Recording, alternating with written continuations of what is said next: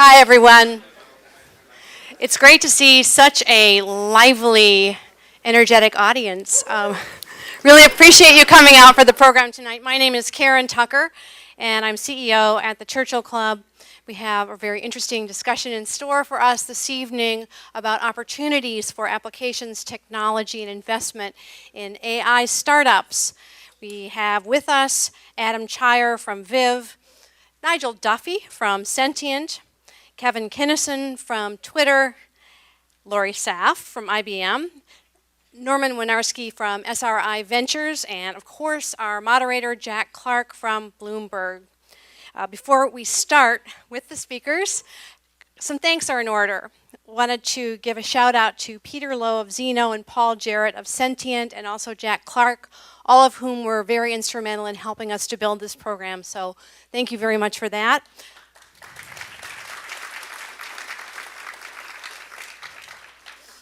And also we would like to thank SRI, in particular Alice Resnick, for opening their doors to us this evening. It's always a wonderful place to hold programs, so we appreciate that very much as well.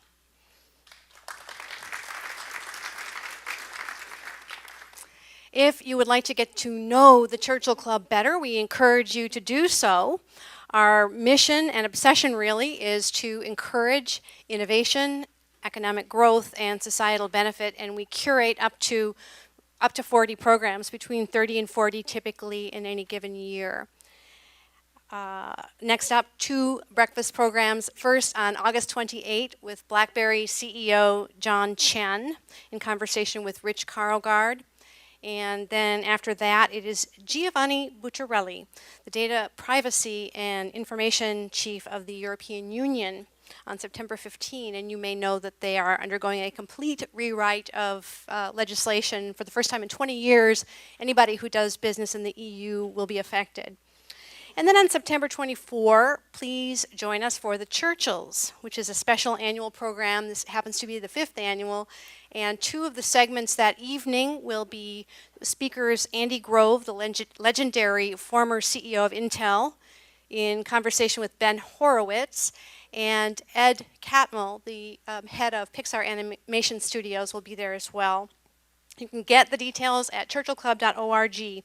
Now, if you tweet tonight, please use the hashtag Churchill Club, and you will find other Twitter codes in your printed programs. So it's time now to call up our speakers and get the conversation started. Please join us on the stage and give a warm Churchill Club welcome.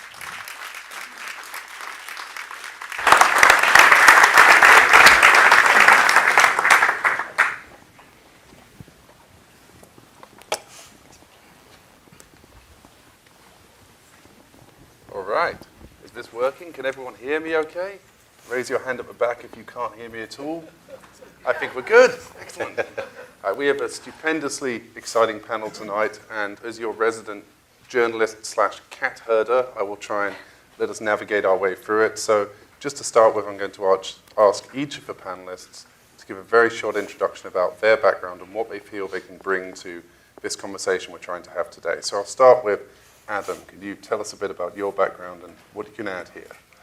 Sure. So I worked here in these hallowed halls for more than 10 years at SRI as a researcher and then a program director. I then helped start a few companies, some of them AI startups, so hopefully that's relevant to this topic. One of them, with many of the people in the room, called Siri, which sold to Apple. And I worked at Apple for several years to launch the iPhone version. I was a founder of Sentient, which you'll hear more about from some of the other panelists as well. And then I helped start a website called change.org, which is the world's largest petition platform with over 110 million members and growing like that. And now I have a new AI startup called Viv Labs, still relatively in stealth, not pre-launch, but doing some exciting work. Great. Nigel? So I'm Nigel. So my background is computer science and math. I mastered math and PhD in machine learning, originally machine learning theory. But since then, I've been working at startups, applying machine learning to various problems, from computational biology to drug discovery, computer games, and now at Sentient to finance and to e-commerce. So across that history, it's all been startups, and founded a startup applying machine learning to designing drugs. And now at Sentient, we're building essentially this very large platform to scale AI beyond what's done elsewhere. Great. So I'm Kevin. I started my career actually at Apple.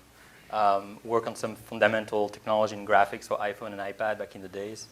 So first development for the first iPhone SDK. I work in several startups.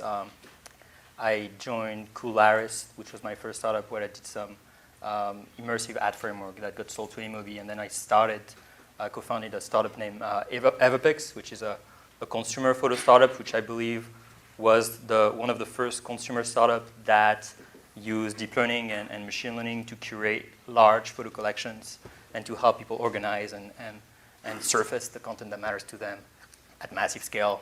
Then I continued that journey at Twitter, where I now led what is called Twitter Cortex, which is a cornerstone of machine learning efforts at Twitter. Twitter Cortex got basically accelerated through two acquisitions. One a year ago from Madbits, which brought a team of applied deep learner and the Torch ecosystem to Twitter. More recently, Wet Lab, which essentially relevant to this topic is a framework for automizing the selection of models and complex model of deep learning system, essentially removing the need of machine learning experts, which actually are hard to come by these days. So to have a system that automate that is quite useful, in particular for us with the massive scale and real-timeness of Twitter content. So I now manage this team and also still write some code. Great. Hi, I'm Lauri Saft. I'm part of the IBM Watson team, so I bring a completely different perspective here, which is really about how we've taken this technology and decomposed it into pieces so that we can give it to entrepreneurs and startup companies and allow them to build businesses or enhance their applications on top of it. So some of the things we'll talk about tonight is just what companies are doing today with the Watson technology, what we've done out of our research lab. So I am representing a group of people over 30 years of research in cognitive sciences, and we get a chance to take everything out of those labs and hand it over to startup companies. So we'll talk about what people are doing and ultimately the kind of businesses that are coming out of this. I'm Norman Winarsky. Started life as a PhD in mathematics, University of Chicago. Joined RCA Labs, helped do some wonderful things like HDTV. There's a team that got an Emmy that I was part of. And then our labs became part of SRI.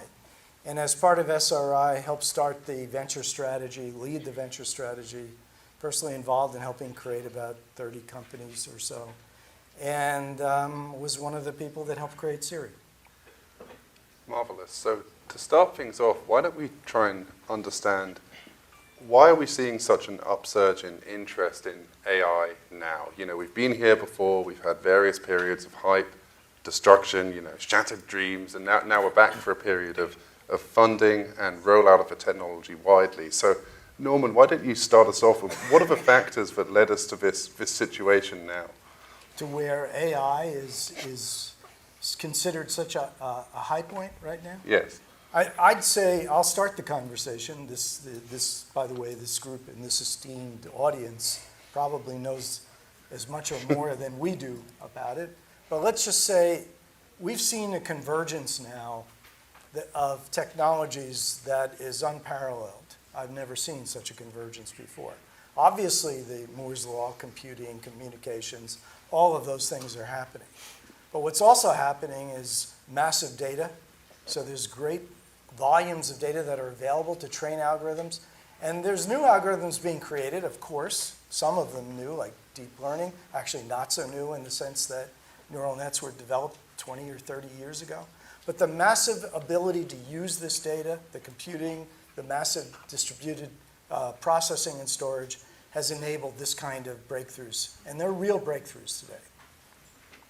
So that's led us to, cheap computation and vast amounts of data. That's allowed us to develop new services. Adam, Nigel, Kevin, all three of you are working at different aspects of this. Can you describe briefly how your AI business is possible today? and what startups can learn from the types of technologies that you've taken advantage of and how they can apply that to other industries. Adam, why don't you kick off? Okay, so I think there's a number of innovations going on in AI today. Deep learning, I'm sure we're going to hear a lot about this, especially from some of the other panelists, has gotten a lot of press and justifiably so. There have been some real breakthroughs and achievements in certain areas, like image recognition, speech recognition, et cetera. But I kind of want to just broaden this perspective a little bit in that there are many different types of technologies. And there's some companies working kind of more in this area. Some are what I would call more integrative, where you need to bring together many different technologies together. So I would consider things like Siri and Viv more about that, because it's not just one learning problem. You need to have speech and language and dialogue and planning and reasoning and many different things to come together. Or autonomous vehicles, you can't drive a car just on a deep learning algorithm, at least not yet. You need to have a lot of different features, including perception, et cetera, to fully drive it. And so I think that's very interesting. And then finally, there are companies who are working in kind of general AI, trying to create something not to do a particular problem. Things like DeepMind or Vicarious have a much longer-term vision and are trying to create general algorithms. So those are kind of, for me, a landscape of technologies in AI that are all really exciting at this moment. And I think people are starting to apply them not only in research, but to real problems that everyday users, at huge scale. I mean, I know Apple announced, some number, billion. I'm not going to quote their numbers because I'm not sure what they are, but a lot of usage for these types of systems is happening. Cars, autonomous vehicles are going mainstream, image recognition, et cetera. It's now really affecting a lot of people, so which is a great opportunity. And this is something that Sentient has. Sentient has, systems that run on millions of computer cores at once. That's something that would have been profoundly difficult years ago. What are the kinds of applications that not only you can do with that, but you can imagine startups doing with access to arbitrarily large pools of computers around the world? Yeah, I mean, I think what happens is when you relax the computational constraint on the problem, you can think about it in different ways, right? So if you assume you have access to infinite compute, you can not solve the cartoon version of the problem, right? You can solve the real version of the problem. And so you don't have to create these abstractions that potentially, move you away from the real problem in order just to make it tractable. So in the context of what we do, for example, in trading, we can try to solve the problem directly, maximize return, minimize risk. In the context of my prior work on drug discovery, where we took a similar philosophy, we could expend multiple minutes per molecule and do really expensive computations per molecule to generate the inputs for the machine learning. And I think, it's not just in terms of the compute, but it's in terms of there's other things that are going on in the community and the ecosystem that allow people to think about problems differently. And so, I think a lot of startups now, when they look at the problem they're trying to solve, think, how can I use data to change the way that's tackled? And so I think there's a lot of things that are happening in the ecosystem as well. Lauri, at IBM, you must run into companies every day or every week which have a new idea about ways that they can apply some kind of AI service to a specific business area. What are some of the industries you're seeing which are having a new entrance of companies into them looking to do something with AI? Yeah, it was one of the fascinating things that happened to us when we launched the piece of the ecosystem. And I know this word is thrown around quite a bit, and nobody quite knows what it means, right? How do all these things come together that are complementary? But quite literally, overnight, within the first week, we had about 700 applications. And, of course, we naively said, well, we're going to work with banking and finance and insurance and health and all those industries that we knew best. And what started coming to us were things like veterinary medicine and toy companies and fantasy football companies, right? And, we had to sort of take a step back and convince our leadership team that it was okay. We would help all these folks figure out how to use the technology. But that's the fun part for us, is it is quite literally all over the map. And And in each case, they're finding these ways to take just these sort of bite-sized APIs and make use of them just in small components, right? To your point earlier, right? It's digestible amounts of technology. It's the tooling and the documentation around it, and we just hand it over and let them do their magic. Yeah, totally. Yeah. What are the, sorry, carry on. Yeah, I'd love to add some point on that. So I think for me, the way I see and the way we see machine learning is essentially like a new set of tools, exactly what you said. With the mouse in the 60s and GUIs and after, and then the internet and then smartphones. And each time what these tools are doing, and they bring into the realm of things which are easy to do, things which before were actually quite hard. So now it's very easy with my phone to order like a car and go pick it up and follow it on the map, because smartphones have GPS in it because they're connected to the internet. And I think machine learning brings, and this progress in AI brings a massive tool chain, which similarly bring things which otherwise would be hard and make them easy. And so there are like two categories: is the cognitive tasks, which are things which are easy for us, like image recognition or video recognition of speech recognition, and also non-cognitive tasks, which are things which otherwise would require us to do a lot of learning, like reading all the scientific papers that have been published this year, the medical paper, and extracting sense meaning out of it, or even doing a website or building an app. So these things requires training, and you can use AI and machine learning to make that easier. And I'm sure there's some startups that do that to simplify website creation. I'm sure like everyone in this room actually at some point a really awesome app idea and wanted to do it, but you can't because you need a business plan, you need to try it, you need to have the Android developer, the iOS developer.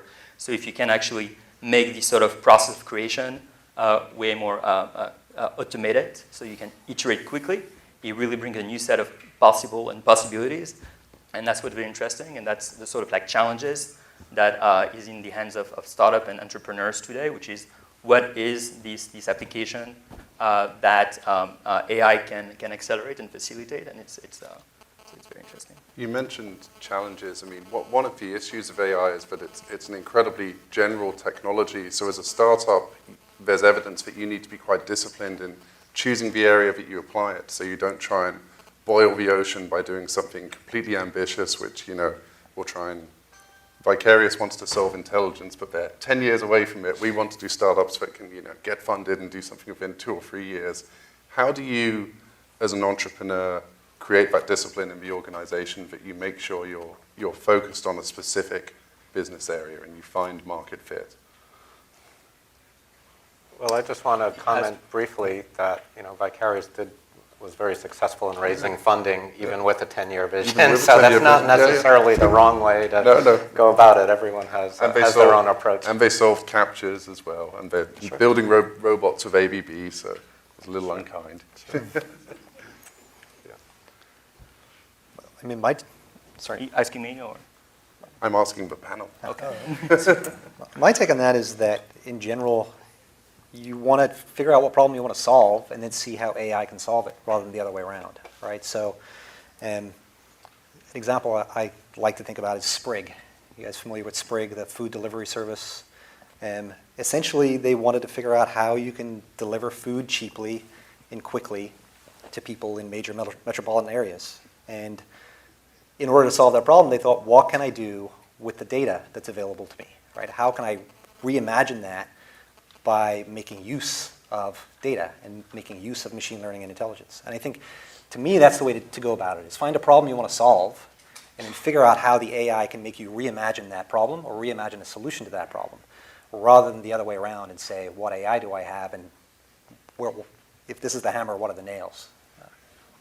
Lauri, at IBM, have you encountered startups that will say, we have an incredibly specific idea and we want to do this right now? Or will they come along and say, look at all of the capabilities of Watson, let's try and think here collectively about what we can do, and how do you guide them towards doing something specific? Yeah, so, and you mentioned, right, this idea of sort of coming up with the problem you're trying to solve based on, who you're serving, right, or the experience you're trying to deliver.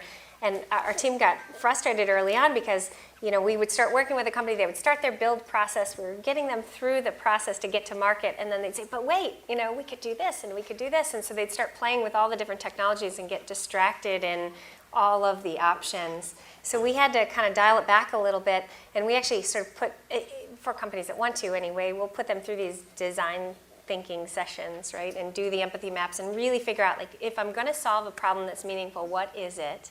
And how do I go do that first? And then, yes, after some time, we'll add to it. So. I think very interesting things that history can teach us is the way that innovation happened in the 80s and in the 90s and in the 2000s. I think it's the same process now. It all comes to having like simple tools that people can manipulate, and so that means designers and product managers and things like that to give them a tool chain that they can really like play with, like Play-Doh, and really quickly iterate, because usually there's no silver bullet. An algorithm is not going to have a direct product application. These are consumer applications, which is very meaningful, like touch interfaces. It's not because you have touch that it's going to be a compelling user experience. You have to go into this really tight iteration loop between the people that create the experience and the people that produce the tools, and make that loop the tightest possible. And so like there's a lot of work which is happening right now from different companies like Microsoft, NVIDIA, and so on. Like also like the open source community with the Torch ecosystem, essentially making this tool easier to use, and it's more of that, and it's still pretty hard. But we got to get to a state where you have an AI problem, you have a machine learning problem, and it's as easy as dragging something on your screen to actually get something that is usable and that allow you to apply to your app or problem. And usually like the first sort of model that you're going to get is going to be completely useless. It's not going to work for like many reasons, because the problem space is really weird, because the algorithm doesn't work in that. But it's having this tool and having gazillion other tools, like thousands of the tools, hundreds of the tools, and putting them all together, which will create a very compelling product. You mentioned, problems. I mean, one of the issues with AI, again, is that it's coming up with a prediction about the world, or an idea about the world, a perception about the world, and this is all generative and emergent. So as you're prototyping an AI product or an AI startup, how do you protect against a public issue? Recently, Google rolled out an app called Google Photos that would automatically tag photos, and it had this tendency where when it saw a photo of a jungle gym, it would tag it with Auschwitz, which is obviously not the intention of Google at all. It's a flaw in the training set, and it's a huge sort of PR nightmare for it. When you're working with this technology, how do you stop it getting to that stage where it comes up with an emergent answer that is, perhaps offensive to people or just flat out wrong? So let me try and help, first of all. At SRI, we probably see 1,000 or more projects a year, many of them breakthroughs. And AI breakthroughs are a good example. And what we mean by breakthroughs, at least differentiated technology that can be more than an evolutionary improvement in something. And then you have markets. Out of those thousands of projects over years, you probably will create 3 or 4 ventures a year, because we'll only create ones that have great market opportunity. True market pain point.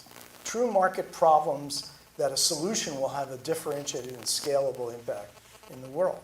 If you can do that kind of solution, then you have to solve, a broad technology is basically impossible to solve all problems, and a broad market is impossible to find a single technology. So you have to match the two. And what you just gave an example in the jungle gym is a lack of matching.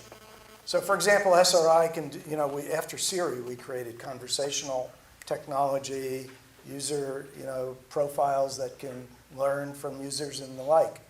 But, we created it in the space of finance next, because within that space, we could manage the kind of expectations and knowledge that we expected to occur.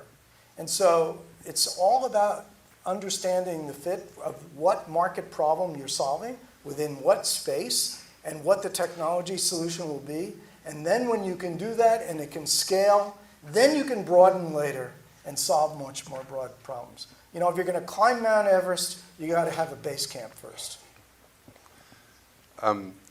With Viv, Adam, that seems to be trying to do some quite general personal assistant tasks. Where was your, base camp, to use Norman's sort of analogy, how did you get to that basic level where you could be confident of it enough to carry on development?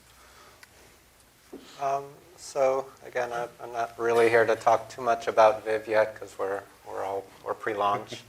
But in many ways, I've been kind of pursuing this, I'll call it advanced assistant idea for many years. Back before I saw a web browser in 1993, I had a prototype running of what I wanted. And so it has been kind of a continual exploration. And each phase, each iteration, I've learned some things and added some things and subtracted some things. So it is a little bit of a continual process. People often see Siri and it seems to come out of nowhere. But of course, it's a lot of work for many, many people. And really going back decades in certain ways and leveraging ideas and technologies for these things. So in some way, the answer to your question is, Viv, it is in the assistant space. We do think it's going to push the envelope forward in multiple ways. Norman talked about SRI after Siri tried to push it in certain directions. We have our own angles and things that we think are going to really add a lot of value and to end users and to businesses and in an important way. In terms of knowing that we're going to get everything right and not being afraid, to do something because it might mislabel something, you can't know. You just have to go and try. Babak Hojat had a quote I read recently where he talks about, if we were to mislabel a chimpanzee as an orangutan, it's not culturally going to upset us, but if you mislabel it as something else, it could be much more culturally upsetting. And how's a computer algorithm going to know all the subtleties of that? And it's very, very hard. So computers will make mistakes as they learn, and you'll have to try to teach them all the rules of culture, which they're just not going to know instantly. They can't know. So I think you have to be a little bit fearless. You just have to keep forging ahead. Iterating and trying to improve and move the world forward. You'll make some mistakes, but so be it. I think it's both a modeling issue and also a product issue. Basically, like a human performance, I think for image recognition is about 98%. So if you have an algorithm which is 99.99% accurate on Twitter scale, for instance, so hundreds of millions of billions of images, well, that's still going to be tens of thousands of mistakes per day. So, there always be mistakes. What's very important there is to be able to really quickly grab these mistakes and correct them very quickly. Everyone can do mistakes, I guess, also algorithm and computers. And then it's also on the product side is how we present the algorithm. Maybe there's a tendency to imagine, and that's also, I think, the topic of this panel, that we have this sort of like all-powerful magic AI, like very, around the block, and it's not the case. It's still pretty dumb. And so it's not, Terminator robots or things like that, but more like, 2 weeks old toddlers. And they do make stupid mistakes. Very, very, very embarrassing. So I guess from a product perspective, if things were presented in a way which is less assertive, but more subtle, that also is something which, and mixed with a nice way to provide feedback into the system and have that all part of the user experience. That's a way that you can have actually like smart systems that teach and correct themselves in a way which is not, politically incorrect or embarrassing or scandalous. So let me add a little bit. I was talking to Bill Mark this morning, the president of Computer Science Division. He calls it the superhuman fallacy. That somehow when you're talking to AI, you expect it to understand and recognize what people are saying accurately. It just isn't true. You don't even expect it when you're talking to other people. It has to be through the context of the conversation, their history, what the subject was about. So I think the key to this is to break through the superhuman fallacy. That Google does it. When you get a search of a million results, you don't complain, right? And it doesn't matter if some of them are ugly results, but you get on the first page usually what you like. And that's the kind of thing AI will do. And I can't imagine it'll ever be perfectly accurate. So some of it seems to be that startups are going to need to design products or systems that shape people's expectations so they don't expect it to be to be an oracle. They don't expect it to be an all-purpose thing. We saw this with the launch of Siri, where people immediately went from talking about movies and calendars There's to still asking it. every day I come across people who say Siri doesn't do for me what it wants. You know? But that's because they're saying, what is the meaning of life? Or, Yeah. like, how do I deal with this persistent plaque problem on my back tooth? Yeah. Siri can't necessarily help you there. How many of the technologies today are available in sort of an open source or free format that would allow a startup to, assemble an AI product and then find market fit, versus how many need to be developed by the companies themselves? I'll take a stab at that first, at least the way that we're doing it for now. You have a which is slight bias. Yeah. Well, please. a slight bias. This is how we've done it. I mean, you guys may be treating it differently, but we've just kind of opened it up on a platform. We've created this little playground on the side called Bluemix, and we let developers come in and have at it at their own free will.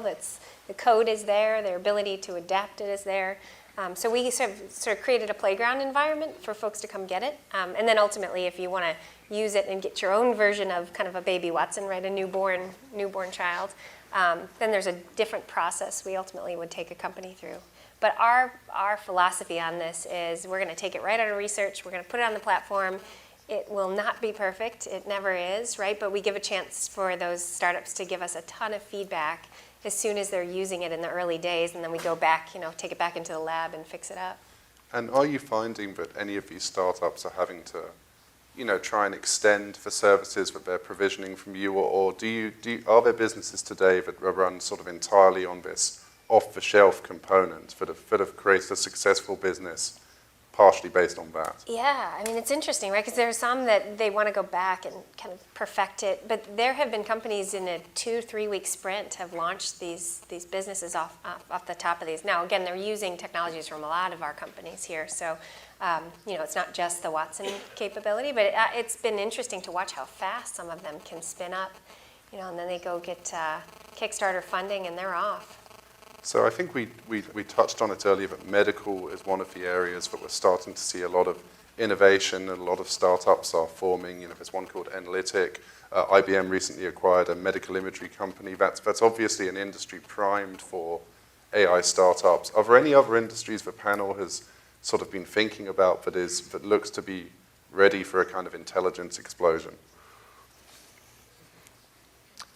I mean, so one that we're starting to look at pretty aggressively is e-commerce, and it seems like an area kind of naively that is already going through an AI explosion.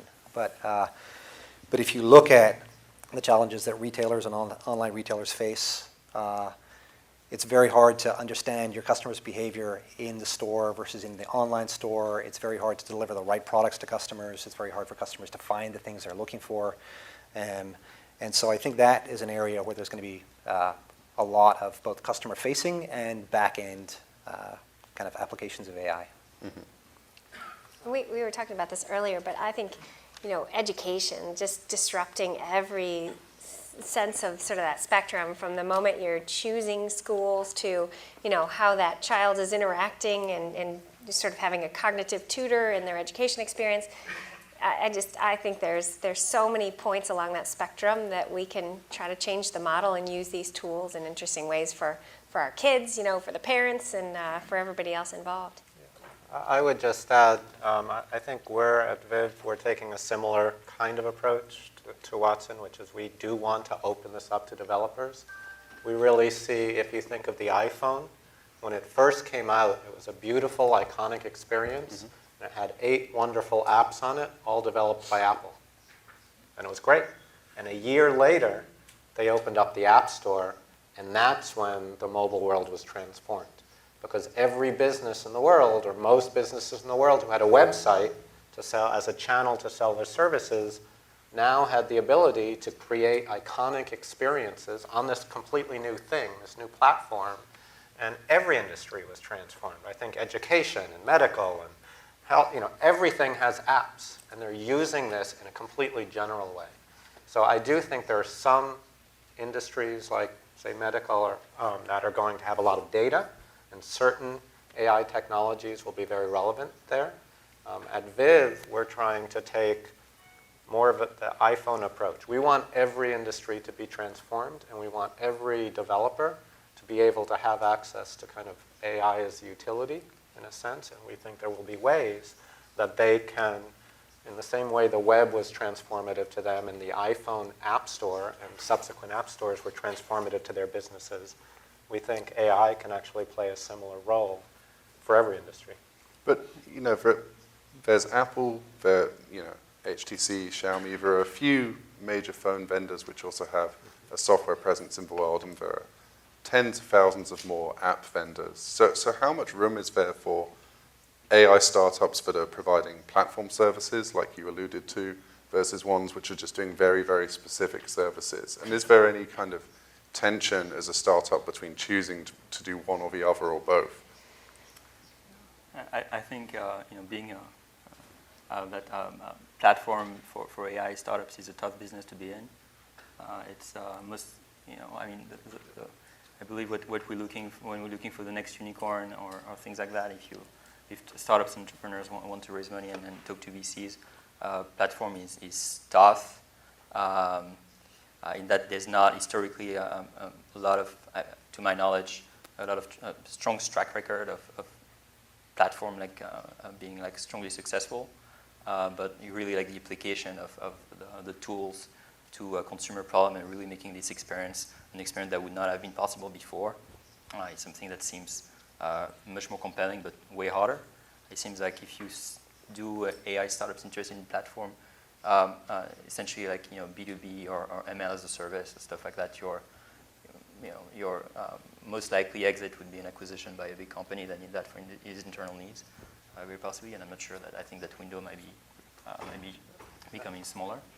I agree with that. I think AI as a service, I think, has some limit to how big it can be. It won't be a unicorn. Viv, even though I described it as a platform, I see us as an ecosystem, a marketplace, something that's not an experience. So more like the iPhone it's a platform, but it's more than a platform. It's an ecosystem. It's an experience. It's something different than just selling the tools to somebody or even a particular service.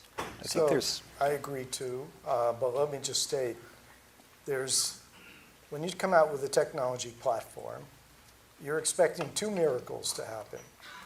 The first miracle is that you'll have great success and be the next unicorn. And the second miracle is that somebody will use your platform to deliver it to a market, and they will have great success as well. It's very unusual that two miracles happen, and you're very unlikely to get venture investment or the like. It does happen sometimes. I mean, DeepMind was an example of a technology platform for machine learning and deep learning, and they got acquired for $500 million by Google. But it's not a good model in general. The good model is, again, the Basecamp model. You actually learn how to deliver to customers with a real need. I think it's something that's kind of maybe been lost a little bit in this conversation is there are AI capabilities that are easy to use, and things like speech to text or maybe Viv when it's released. But many applications of AI are genuinely hard. Genuinely, the hard part is not implementing the algorithm, it's solving the product problem. And that requires real innovation, real thought, and it's not enough to have the tools at your availability or the platform at your availability. You have to be able to work on those problems. And as Norman mentioned, when you build a platform, you're requiring your customers to have the ingenuity and the inventiveness to solve those problems too. So for me, I think it's really important to work back from the problem you want to solve, the thing that you're passionate about, and then figure out how AI and machine learning can make you envision that in a different way and solve it in a different way. So you alluded to how it's difficult, and we know that there's a huge talent war for AI developers, people with skills in machine learning or deep learning or people with actually PhDs in statistics who have dabbled. They're all being competed with and sort of wooed by the large companies with large amounts of money to go work there. Yet we have a bunch of startups on this stage which have successfully employed clever people. How do you woo people to come to a startup and devote their skills there when they're being offered, a great job at Twitter or a great job at Google? And for Twitter, how do you get them to come to you rather than do a startup? You know, I mean, the folks which are in our team right now, and it's an absolutely outstanding team, like the sort of like best team I've had the chance to work with so far in my career. I mean, they're all there because they believe in the product. They believe that Twitter is the communication platform of this century, at least of this decade. And they're really motivated by making a difference in that world, and really giving people's voice. And since you have such a massive scale of data and real-timeness, you do need some help into surfacing the content that matters, so you can give a voice of people that might not have it through traditional means. And that's this mission that everyone in the team is interested by, and the people that join are the people that are interested in solving that problem. We had people that were interested by that, but were also interested by medical ML, and that preferred, at the end of the day, to work for startups that were doing ML and deep learning applied to medical, and that's totally fine. It's really about, I think people are really interested in the problem, in the people, and it can be at Twitter in a big company, in a small company. At the end of the day, it's really the problem that attracts the most folks. So Adam and Nigel, do you find it's about articulating the mission, or? Yeah, I think for us, again, we've had great success attracting really, really good people. I think that kind of feeds on itself, right? People want to work with great people, and that's worked really well for us. I think a lot of the reason that I and my colleagues work at a startup is because you can have a lot of impact, right? You're not one of 1,000-member research team, and you're not focused on publishing papers. You're focused on shipping value to people, making an impact in the world, and and so that is pretty compelling to folks working with us. I think the other thing is that we are an AI company. We're not just applying AI. We're one of the few companies that is very focused on delivering value in the short term, but also has a longer-term vision and is building a longer-term capability. And so I think that ambition is also very compelling to folks. I've worked at big companies. I've worked at small companies. I've worked in research labs, and each one has their own strengths and weaknesses. A research lab, you can maybe work on a problem for decades, perhaps, uninterrupted. It's really wonderful, and unconstrained to some extent, as long as you can get funding. At a big company, you might be able to, your change might get out to millions or tens of millions of users. And then there's a startup. So it's like, how could a startup ever win against these two ultra compelling situations? To me, I say, over my career, I was thinking, how do breakthroughs happen? How do breakthroughs happen? And I've been in these different environments, and my belief is that breakthrough, meaning doing something radically new and different, is best done at a startup. And the reason is, so at a startup, you have to do something you have to put the flag out far. Because if it's too close, a big company can do it better. They have customers, they have more resources, more money, more everything, right? So you have to be kind of crazy. Well, research organizations, they have to be crazy and doing really hard things, which is good. But startups have this added advantage that you can count the number of days until you die. Literally. You raise a certain amount of money, and you say, if I do not create value on this crazy problem within this many days, I will not be able to raise money, and I will die. And there's this unique focus and this combination of you have to have absolute ambition, and you have the unique focus of knowing you're going to die unless you succeed. And in a research lab, you don't have that. At a big company, you can impact lots of people, but often in small incremental ways, because big companies cannot take huge risks. They've got businesses, and they do. Some do. I'm not going to knock big companies, but in my belief, if you really want to make a difference, if you want to move the needle, if you want to leave the world in a different place, it's best done at a startup. And every big company today, if you think about it, it started as a startup, and that's when they had their success. They've done, once they're big, they've done a couple interesting things since then. But what really? Not that much. So come to a startup if you want to make a difference. Any machine learning or AI people out there, talk to me afterwards. Twitter still feel like a startup.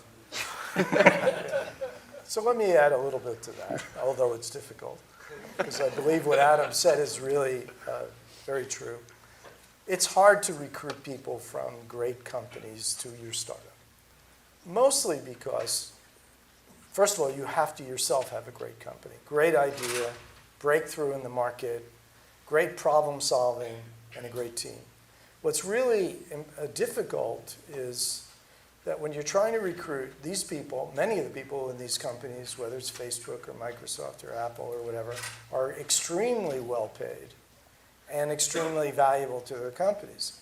How do you attract people with salaries at startups that are really almost always quite modest relative to their salary, and give them a capability to come to your company without giving up all that?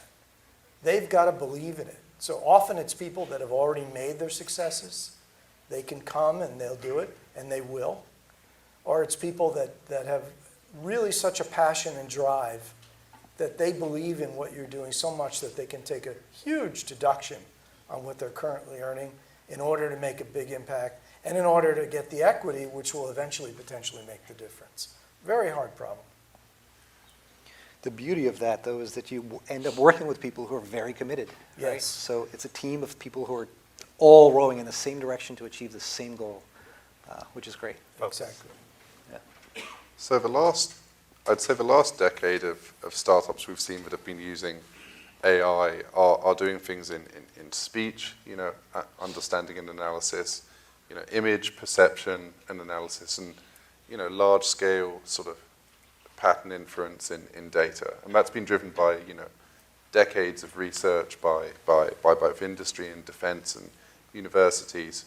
Today we see cutting edge research happening in areas like robotics and action, code creation. What are some of the areas that are at the cutting edge today that could be fertile ground for startups to build AI businesses around tomorrow?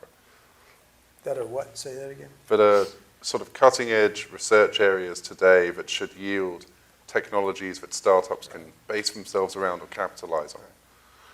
I mean, we're making some new investments around robotics in particular, not only because IBM's sort of been in that space for a while, but importantly, you can start to build ecosystems around robotics companies. So we did a partnership with SoftBank out of Japan, and they've got this cute little Pepper robot, but they're deploying Pepper in banks and in hospitals and in retail outlets as well. So what they need is innovators and entrepreneurs to come around and build skills for the robot and use the cognitive capabilities so that those robots can do even more. So our part there is just, again, sort of rallying the startup communities, giving them our tools, and then ultimately letting them do what they do with some of these big robotics companies. I also think the in-car experience, we're seeing a lot of that lately. And it's not just the entertainment piece of what goes on in the car, but the biometrics of it, right? Like, how do I know the health of that driver? Is he or she having a heart attack right now? And I think for our part anyway, we deal with a lot of big auto companies, but they're really looking at, as much time as many of us spend in our cars commuting to work, what can they do for us inside that car, and how can we use these AI or cognitive capabilities to enhance that? I totally agree. It's great to have this panel here. I believe sequential decision making, so robotics, and be able to make decisions to achieve a goal is absolutely fascinating. And there's going to be a lot of things in drone, for instance, to achieve a target and move around objects and know when to have to take gas and stuff like that. Also, natural language discussions is going to be very, very, very fascinating to see what can happen there. The sort of content discovery mechanics are still very, very kind of boring and broken if you're looking for a place to eat or something to do in the evening, and it's still a very sort of old school search sort of mechanics, which is not very inspiring in part, and it doesn't work very well when you don't have the kind of data that Google has, for instance.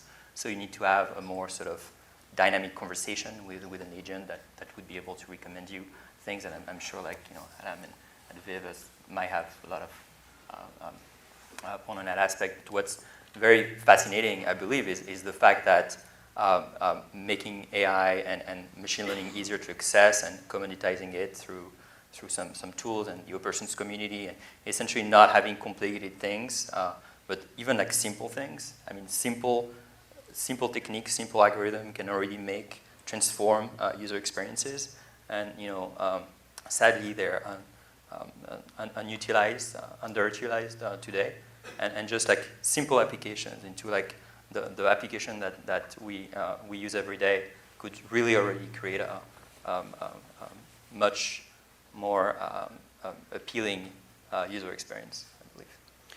Yeah, I actually don't think I think a more interesting question is, what are the underexploited research, or what is the underexploited research that's come out of the community in the last 10 or 15 years? I think what's happening in AI research labs today, probably won't be in products for quite some time. Mm-hmm. But I think we're at a point where, large companies like the Twitters and the Facebooks and the Googles are applying machine learning very, very successfully to a wide array of problems every single day.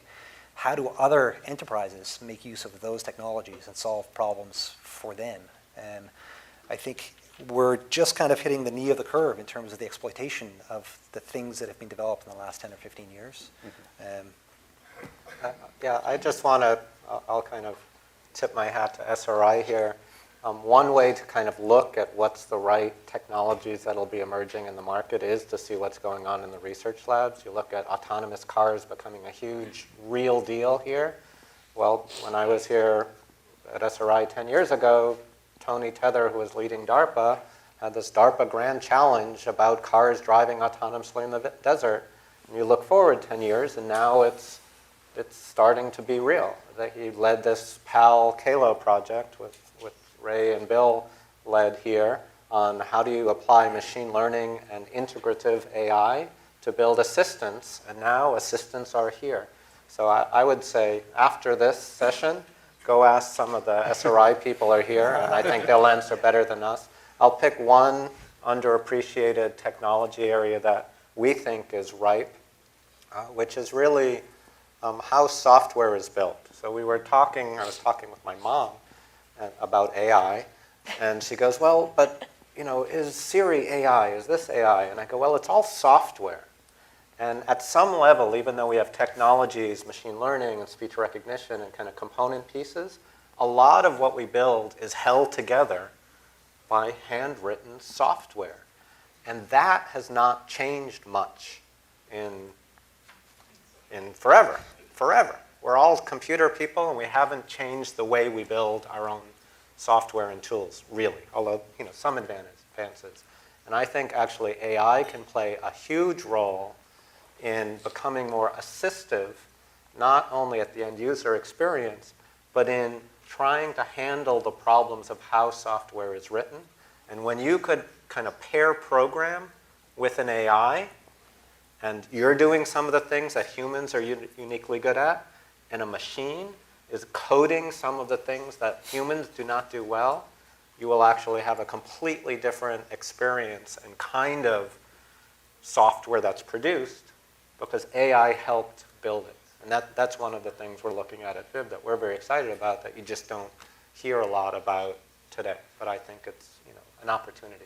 So there's gold hidden in those academic paper repositories. Everyone should go and read them. We can all agree on this. This is good. I think we're going to take questions now. So if someone can ask a question, that would be useful for starting us off here. Or I will ask another one. I threatened, and so here we go. I'll go first. Can you hear me? I'm Chris Primesberger with eWeek. And it's a general question to anybody who wants to tackle it up there. What about AI is fearful to you? Can you name one thing? To me, it's that people think there's something to be fearful of. That's a good point. Yeah, I would say I've been in AI long enough to have gone through kind of the hype sine wave. That's true. AI is hot. AI is not. It's just doesn't work well enough. It works too well. the sentiment goes up and down. Well, I think AI has been making kind of steady progress. And so I'm not really fearful. I think AI is going to continue to make progressive, steady progress. It's not these giant ups and these giant downs. It's kind of more linear than that. But the fearful, I guess, is all the commotion that goes kind of up and down, and funding goes up and down, and sentiment goes up and down. Right. But AI itself, it's kind of progress, but not at the as extreme as the sentiments, which go wildly up and down. Yeah. I'm more worried about global warming or inequalities than Here, here. But as an example, if you take someone from the Middle Age and put them in New York, they're going to be completely scared by skyscrapers. They're going to think going to fall over or stuff like that. And so basically, as we get closer and as we keep on making progress, the things that we might be scared of right now will be way less scary as we get closer to them. So that's my take.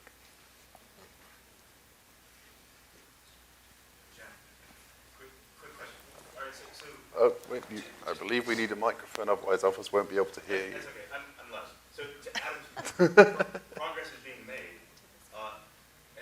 and I want to repeat the question, I guess. Have you thought through the end game, right? Let's take progress to the end and say that a superintelligence exists. How do you think we coexist with that?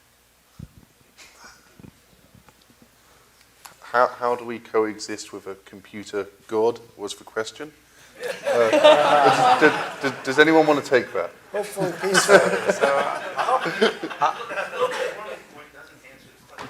Let's just abstract away from that. Just consider humans and a superintelligence together. What's that? Can you repeat what he said? It's how do we coexist with a human and a computer superintelligence? Should that be the kind of logical end game of AI development?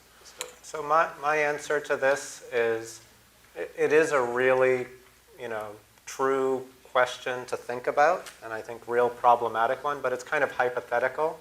I think you could have a similar problem, well, what if we met aliens, there were life in the world, how do we coexist with them? And I think there probably is enough likelihood that there is life out in the galaxy beyond us. There's at least opportunity for it. And if you do that, you say, well, it could be super intelligent, et cetera, et cetera. But in both cases, even though I think it's a nice theoretical thinking process, it's not something I'm afraid of, because I think the chance of either of those happening, not in my lifetime, not in my son's lifetime, but before the world ends or something like that, or the sun implodes, it's not, it's far, far, far away from where I sit. So I like to think about it in a theoretical way, and it's kind of disturbing and worrisome, but it's not something that in a day-to-day existence that I really worry about. We'll be hit by asteroids more likely, or other things you can worry about. And certainly things like global warming have a much, much closer time frame. I think it's a little bit of a distraction. It distracts us from some of the real issues with AI and machine learning and applications today. What are the ethics and responsibilities of a system that decides whether you get credit or not, whether you're allowed to have a mortgage or not? Or what are the ethics and morals around self-driving cars that have to make these autonomous decisions to trade one downside versus another? One life potentially for another, right? Exactly. And I think those are much more kind of impending concerns that are being masked by this concern about a superintelligence, which is way, way in the future. And I think we should be having a conversation about those in the community more than we're having a conversation about, this end game. My question is still fearful, but it's one of those that deals with now, in the sense that software has eaten up the world, or is eating the world, and AI has the potential of eating up tons of jobs, millions of jobs. So how are you going to think about what it's going to do to lifestyles and what people do for a living? I'll start that one, which is, the way that the companies we work with are using it as an assistant, as a colleague, quite literally. And that can be a good thing. If you think about a lot of the work, big tax and audit firms and how much work they have to do on the back end and the amount of people they have to employ to do that, And that it's hard to find those people on a timely basis. So if you can work side by side with some of these systems to get some of the work done, and then take your talented people to do that extraordinary work, that's critical. There's a company here out of San Francisco called NGO, Civil Engineering Company, and I love what their CEO Uri has done with this. Is what his chief engineer had come to him and said, listen, we can't get our engineers fast enough to these disaster zones, right? If something happens in New Zealand or Japan, I can't get my guys there in time to help really change the way they think about the next buildings that they construct. So how do I harness all of this expertise of my guys in Watson? So he's our colleague, or she. We're going to send Watson out alongside of a couple of the engineers the next time a disaster happens. So for me, it's, and for the companies we work with, it truly becomes a colleague that then supports activities and growth and things that they need to get done. And just to add to that point, I believe the MIT economist David Autor did a study where he looks at the introduction of the electronic, ATM versus the employment of bank tellers in the US, and you had employment of bank tellers went up for about 20 years after the introduction of it, and then that recently started to stagnate and fall. At the same time, the banks started to provide way more services to consumers because they'd freed up some labor to go and develop things. So I recognize that that's a bit in the past, but I think the jury's out that this stuff leads to a net job reduction. It may lead to a creation of new stuff. I totally agree. I believe it will empower people to do more. I mean, right now there's probably like a tech divide between the people who can write software, to your fear, and the people that cannot write software. And I believe what's very exciting is providing tools to more people to actually do software-like applications, and so reducing pretty much that divide by empowering a broader range of people. So. Yeah, I mean, every technology, like farming, now they have these giant cranes that harvest things, and you don't need everyone picking them. But people, the great thing about people is we're inherently adaptable. And I think if you look at the overall economic health of the world, in many ways it's going up compared to through all the technology creations which replace jobs and create jobs. And so people will not be able, if they stay static, just doing the same thing, they're in trouble. But luckily we're people and we can adapt, and we will. Next question. Hi, my name is Kaushik Srinivas, and I work So I work for IBM Security, and question is much more in terms of how we interface with AI today. So how do you see our lives changing in the next 2 or 3 years as end users, where we use UI in terms of mobile or whatever else it is, drones, who knows? Where you use what? Could you repeat that? How is AI going to impact our daily lives as end users in the next, say, 1 or 2 years, the short term? I could start with that. I mean, we're in a time for AI of harvesting. A lot of this conversation is how are we going to advance AI, or it's coming out of research labs and the like. AI is here. There's a whole lot of AI, whether it's machine learning or whether it's virtual personal assistants, or whether it's robotics technology, or autonomous vehicles, computer vision. This is a time where we're all going to see application breakthroughs that use the core platforms that already exist. It's a time of harvesting. So we're going to see all of that in the next few years, whether it's personalized robotics, whether it's vehicles, whether it's recognizing your photo library. All of that is now, everybody in the audience has got the chance to take advantage of this. You do not need to be a researcher in AI to start taking advantage of this. And it's going to happen. This is the breakthroughs that are happening today. Yeah. Am I on? Yes. Which AI technology is currently the most overhyped and will lead to the next big disappointment?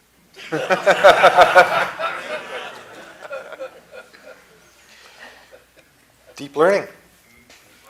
Deep learning. Why? Yeah. Because, it's gotten to the point where deep learning is AI, and people conflate machine learning is deep learning is AI, and the kinds of expectations that people have, I think some of the fears derive from this notion that we're producing a model of the brain, and this model can now detect cats in YouTube videos, and it can dream. I think some of the breakthroughs there, or the advances, the capabilities are amazing. Some of the things that can be done now versus 5 years ago are really, really impressive.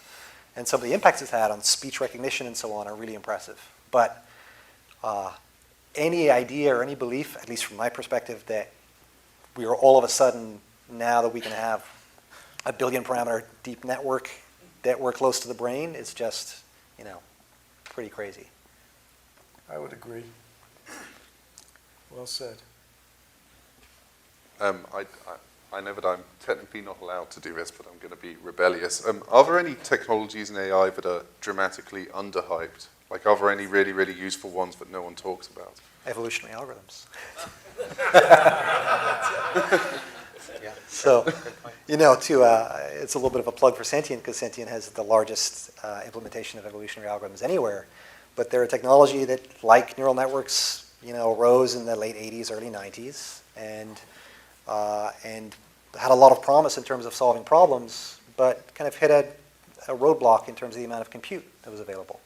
And now we've gotten to the point where we can put 1 million cores for several months on a single problem, and now evolutionary algorithms are at a point where they actually solve really interesting, hard problems. And the rest of the world hasn't yet woken up to that possibility. And Please wait for the microphone for the video. Well, but She asked about examples of So, but- evolutionary algorithms. the question was, Problems that you're solving Yeah. with evolutionary. it's for the camera. So the questions were, what are some of the problems that this can actually solve? So the way I like to think about it is it's partially to do with this bridging the gap between expertise in AI and machine learning and the problem domain. So one of the things that evolutionary algorithms is very good at is the way you frame the problem for an evolutionary algorithm is much less formalized or abstracted than it is for a statistical machine learning algorithm or a very mathematical formulation of machine learning. And so because of that, you can reduce the amount of expertise you need on the algorithm side to implement these things. You can implement them faster. And most importantly, you can implement them with higher fidelity. So when you take the problem, you don't need to abstract away maybe some very important details. So the example that we've worked a lot on is trading, and trading U.S. equities. And there's a gap between being able to predict a time series and being able to make money on the market. And that gap is important. And oftentimes, when people try to apply statistical machine learning techniques or deep learning or machine learning, when they abstract it down to predicting a time series, they lose the ability to actually make money. And so evolutionary algorithms allow you to bridge that gap. Great. Next question with a microphone, please. So question, I'm Kenny Visar from NASA Ames. Thank you for the talk. Question about, in the robotics world, we're used to ROS, Robot Operating System. So what do you guys think about similar platform for AI, open source that the community can take advantage of? I hate to jump on all these questions, but I don't believe it for today. I think we're a long way from things. Well, sorry, I should correct that. I should say there are capabilities like text to speech, speech to text, and Viv will hopefully make it easier for folks to interact with services, etc.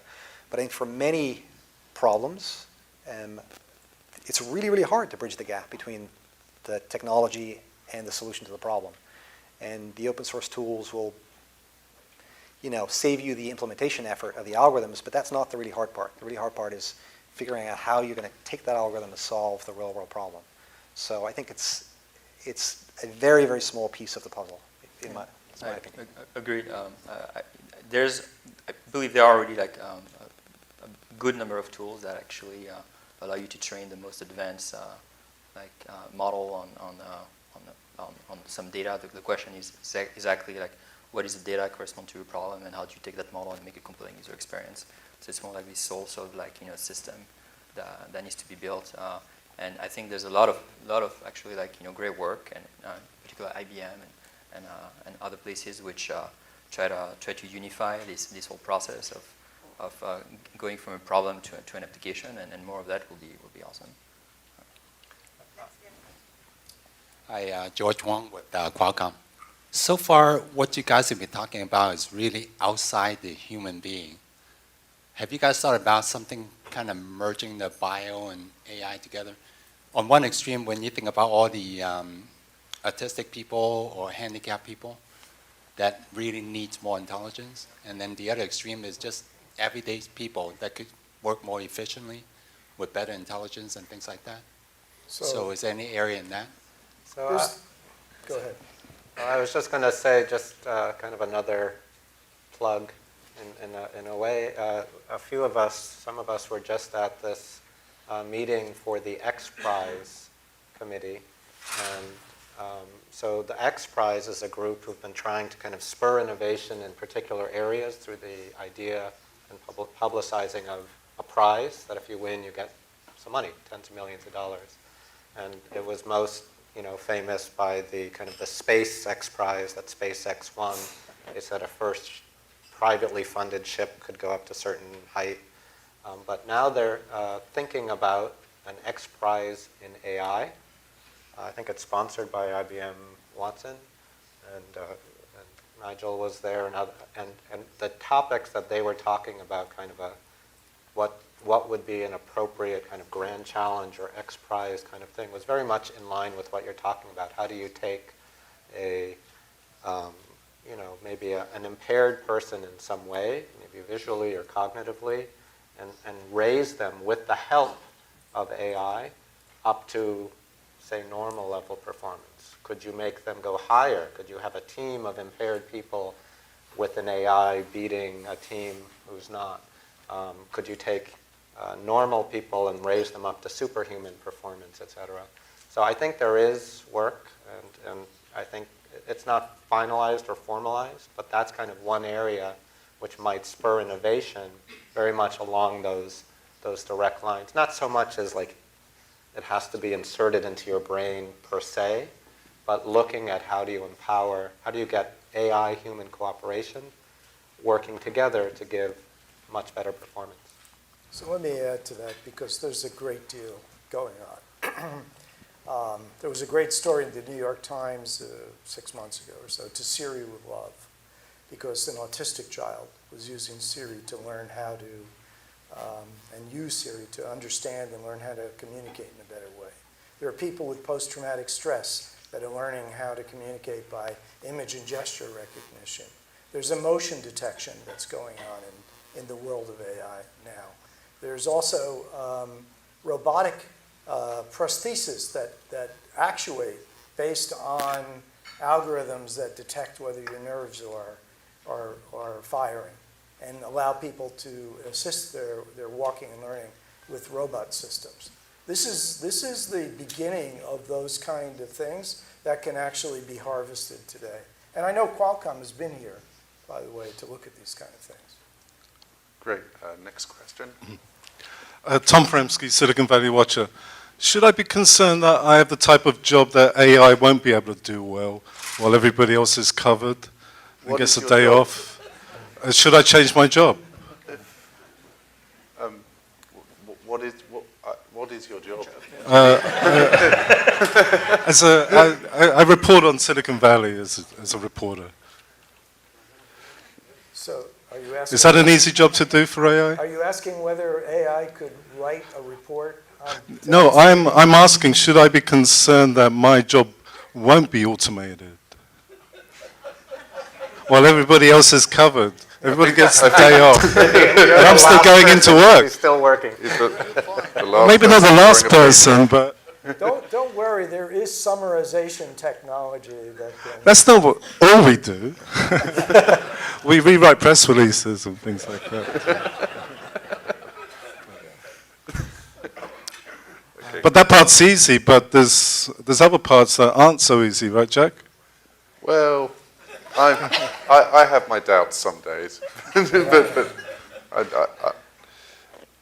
but that's kind of a question about general inference and general concept formulation. And I think we heard from the panelists that type of AI, which we perceive as being having the reasoning and imaginative capabilities of a person is really very, very far away. That's not a thing that we're so close to today. Although Well, I would, maybe.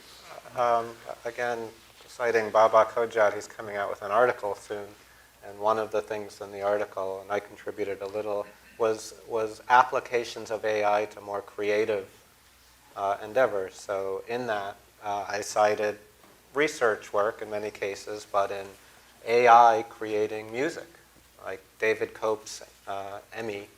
And you can go to iTunes and listen to songs by Emily Howell, which sounds like a real artist, but it's actually an AI creating those beautiful compositions autonomously in art, in humor, and even in generating news stories. Now, there are certain types of news stories, but some of them are quite good for specific areas like sports. What happened in a sports thing, a machine can actually put together an account of a sports game in a fairly compelling and interesting way. So when we say that something is very far away, what I think is very, very far away is a general purpose intelligence that can do everything, and that will be hard to coexist with. What I do think is closer is you pick a problem, as many of the panelists said, and you apply human brain power and technology to it, and you can solve in certain ways, surprisingly, you can make advances. So it's not great. as So far. given that, Tom, you and I may be freed of the shackles of employment at some point soon. So that's cheerful. we have time for, I believe, one more question. Thank you. Hi, Sean Crotty. Question for Norm. Given your base camp and scale model and the thousands of companies and projects you see every year, could you give advice or speak to the discipline or a method how a startup can stay on track and not try and get too broad? I mean, what have you seen as good process in a startup to keep them focused on that problem that Nigel mentioned, for instance? Right. So the great process for this is being rigorous about finding a market problem for which you can define what sometimes is called base camp, sometimes beachhead, where you can articulate a place where that problem is important, where the technology is differentiated, clearly differentiated, and clearly disruptive in the sense that it's not an evolutionary increase in that technology to solve that market problem, and then a plan to scale that beyond what the original market space is. When you have that, you're building a true value proposition. And by the way, I don't recommend you do that after you've been funded. I don't believe in this, get started, iterate often. Unfortunately, in the world of funding, as you heard from Adam, you have a lifetime. And that lifetime had better have a clear plan. You probably have a chance to pivot maybe once before you can run out of money. So very strongly preparation and solve the 4 problems. Great market problem, real need, real pain point. Great differentiated and disruptive, hopefully, technology solution, a great team, and a great value proposition. And then you'll be a great success. Great. Well, I think that tops it off. We might have time afterwards for small casual questions. I'd like to thank our speakers for being so forthcoming with their insights and opinions. We really appreciate it. And Jack for moderating this so well. As a small token of our appreciation, we have for you T-shirts. The Churchill Club speaker T-shirt. Please wear it in very good health. A recording of this program will be available on the Churchill Club YouTube channel within a day or so, where you will find recordings of most of our other programs as well. We hope you find that to be a useful resource. Thank you again to SRI, and you've been a wonderful audience. Thank you so much. Good night. See you next time.